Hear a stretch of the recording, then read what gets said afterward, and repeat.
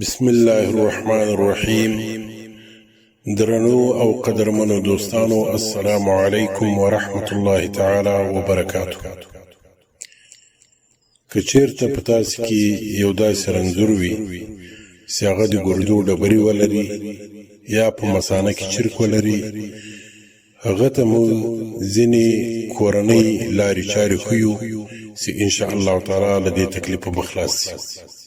لومړی خبره دا ده چې تر یوې میاشتې پورې دې یوه وړه کاچوغه سیاهدانه یا کلونجي په عربي کې ورته الحبة السودا وایي، دا د سهار له مالپته څخه باندې خولې ته اچوي او اوبه دې پسې څښي.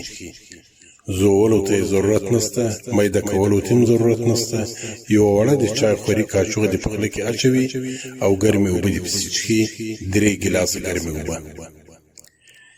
په اول ګلاس کې دی یوه چمچه د سیب سرکه، 2 کاچوغې د زیتون تیل هم ګډوي. په وروستیو 2 ګلاسونو کې دی یوه دانه لیمو نکتیزي او چکي دي که ورته ورسیږي. که لیمو ورته ونه رسیږي یا د زیتون تیل ورته ونه رسیږي یا د سیب سرکه ورته ونه رسیږي یا سیاهدانه نه ورته ورسیږي، صرف اوبه دي چښي 3 ګلاسه ګرمې اوبه سهار له مالپته څخه باندې، او د ورځې په مهال دې هم اوبه زیات چښي.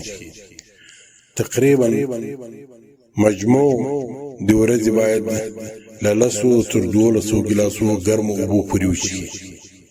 د اوبو د څښلو غوره وختونه دا دي چې یا باید تر ډوډۍ مخکې وي او یا له ډوډۍ 1 ساعت وروسته په متفرق شکل باندې له سهاره تر ماښامه. مثلا سهار په تاسو خوا د 3 ګلاسه ګرمې اوبه چښي، له ناشتې 1 غنټه وروسته 2 ګلاسه ګرمې اوبه چښي، د غرمې تر ډوډۍ مخکې د 2 ګلاسه ګرمې اوبه چښي، د غرمې له ډوډۍ وروسته 1 ساعت وروسته دي 2 ګلاسه ګرمې اوبه چښي، د ماخستن تر ډوډۍ مخکې د 2 ګلاسه ګرمې اوبه چښي، د مازدیګر په وخت کې د 2 ګلاسه ګرمې اوبه چښي. دا د بدن لپاره ډېرې زیاتې ګټې لري. دې په مورد کې مخکې هم له تاسو سره غږېدلي یو، د دې ګټې هم درته بیان کړي دي. دا د عام صحت لپاره هم ډېرې زیاتې ګټې لري او په عین وخت کې د ګردو چرک او ډبره باسي. یو رنځور د ګران په نامه له هلمند څخه یې موږ ته پیغام را لېږلی و. تقریبا 10 ورځې مخکې راته وویل چې زما په ګرده کې یوه ډبره ده، غټه ده او ډاکټران راته وایي چې عملیات کېږي به. زه اوس څه وکړم؟ هغه د عملیاتو څخه هم وېرېدو او له دې ډبرې هم ډېر په عذاب، ډېر په تکلیف. بیا ما ورته وویل چې 3 ګلاسه ګرمې اوبه هر سهار په تاسو خوا باندې چښه، د ورځې په مهال باندې هم چښه. هغې همداسې وکړه. هفته وروسته یا تقریبا 10 ورځې وروسته ډبره یې وتلې ده، د ډبرې انځور یې هم رالیږلی. نو تاسو ته هم زموږ دا توصیه ده که په روغ حالت کې یاست اوبه باید زیاتې وچښئ، دا د صحت لپاره ډېرې زیاتې ګټې لري.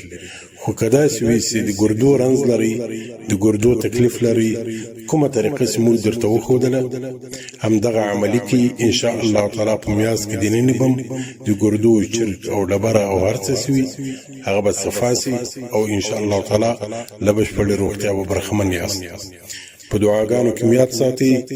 زه د تاسو مخلص حکیم مولوي قدوسي له کراچۍ خبرې کوم. الله تعالی هم له هر ډول رنځونو او له مصیبتونو وساته. الله تعالی هم حافظ و ناصر سه. السلام علیکم ورحمة الله تعالی وبرکاته.